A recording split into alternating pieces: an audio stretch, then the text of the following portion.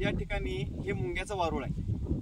आपलं जसं घर असतं, आपण जसं घरामध्ये राहतो, कोण बंगल्यामध्ये राहतात, तशाच पद्धतीने हे मुंग्यांचं काय आहे, घर आहे. मातीपासून या मुंग्या अतिशय कष्टानं या वारूळाचं वारूळ तयार करत असतात. आणि हे वारूळ तयार का करतात आपल्याला सर्वांना माहित आहे. ऊन वारा पावसाळा तर आपण काय असतो, घरामध्ये सुरक्षित असतो.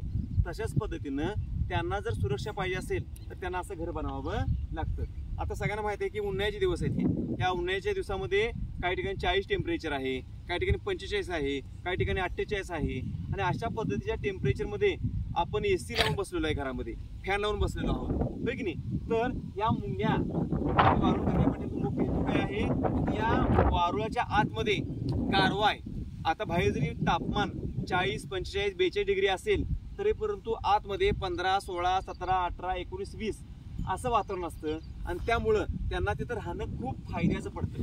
बाहेर जरी ऊन असलं, वातावरणात उष्णता असली तरी परंतु त्याच्यापासून त्यांचं काय होतं, संरक्षण होतं. लाखो मुंग्या एकत्र येऊन या ठिकाणी काय करतात, अशा पद्धतीच्या वारूळ तयार करत असतात. राणी मुंगी जी असते ती राणी मुंगी सगळ्यात खाली असते.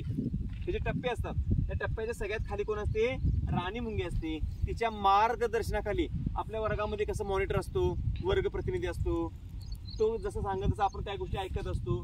तशाच पद्धतीनं ती राणी मुंगीच्या आदेशानं ह्या वारुळातलं काम चालत असतं. आणि ऊन वारा पाऊस याच्यापासून संरक्षण करण्याचं काम हे वारुळ करत असतं. हे मुंग्यांचं काय आहे, घर आहे. आणि विशेष म्हणजे काय सांगा की आपण काय केलं पाहिजे, या वारुळाचं संरक्षण केलं पाहिजे. नाही आपल्याला लहान मुलांना सवय असते, आपल्याला माहिती नसतं, आपण काय करतो, एखादा दगड मारतो किंवा ते मोडण्याचा प्रयत्न करतो. तर अशा गोष्टी करायच्या नाहीत. आपण काय केलं पाहिजे की या गोष्टी जतन केल्या पाहिजेत, संरक्षित केल्या पाहिजे, संवर्धन केलं पाहिजे.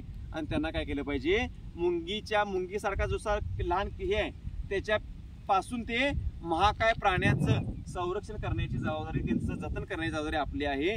आपण फक्त काय करायचं, त्यांना काय करायचं, त्यांच्या निवारांना हात लावायचं नाही. ते आपोआप काय करतात, त्या सृष्टीमध्ये टिकण्याचं काम करतात. आपण मात्र काही ज्या गोष्टी चुकीच्या करतो त्यापासून आपण काय केलं पाहिजे, स्वतःला वाचवलं पाहिजे. किंवा त्यांना वाचवायचं असेल तर आपण त्या गोष्टींची काळजी घेतली पाहिजे. ओके.